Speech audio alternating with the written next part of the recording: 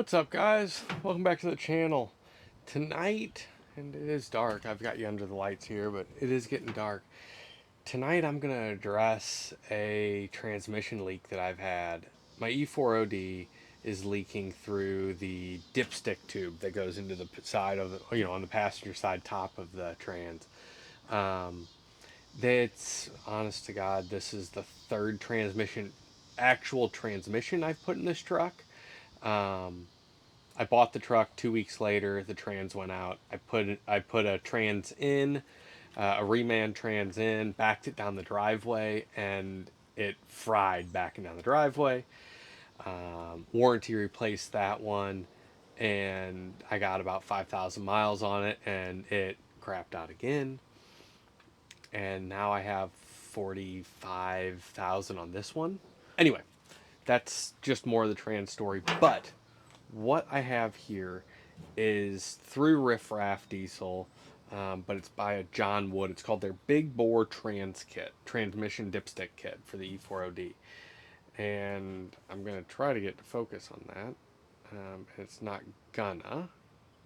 Well, what it is a new dipstick tube.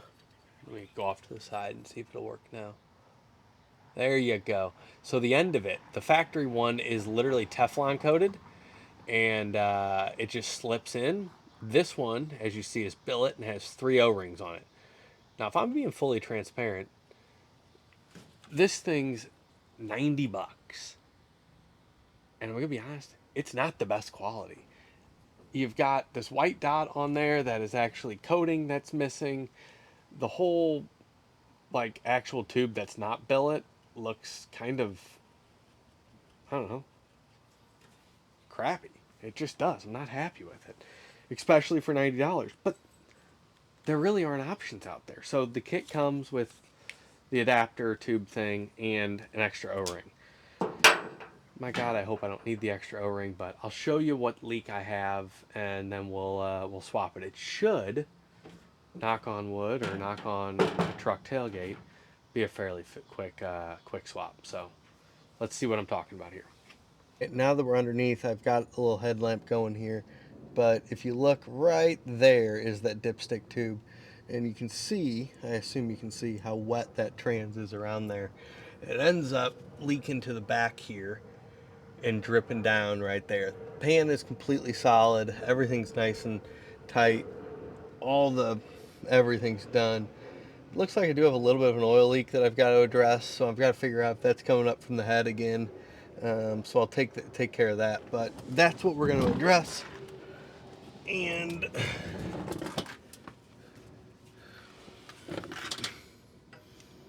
if you can see up top there,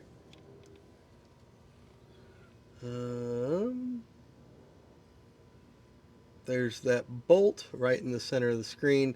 That's what's holding the dipstick on. So I'm going to get a wrench and pull that. That's the upper dipstick, and then it goes down to this tube. So I'm going to pull it, pull that tube out, and then try to swap this out pretty quick. All right, so I almost have it out, and now I remember why it's somewhat tough to do. So there is, and it's hard to see on here, there is a, that's the bolt I'm talking about right here. All right, there's your dipstick tube, there's a bolt, and there's a ground wire on there.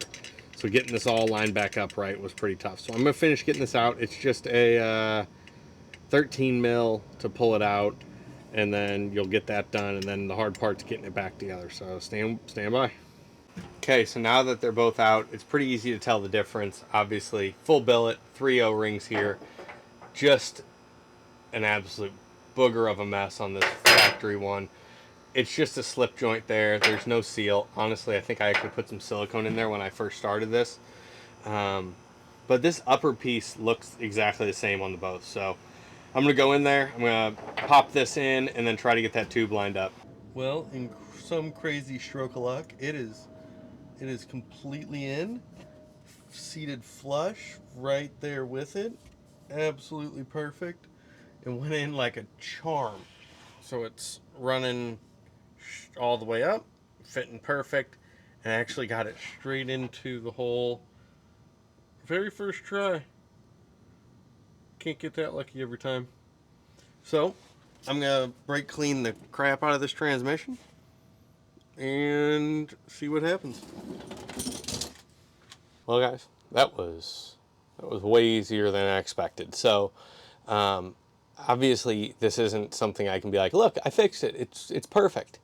So I mean, I sure think it's gonna fix it after looking at this, but no guarantees yet. I've got to figure out what that little oil leak is from up above. I'm sure it's a valve cover bolt is slightly loose. That's what it was last time.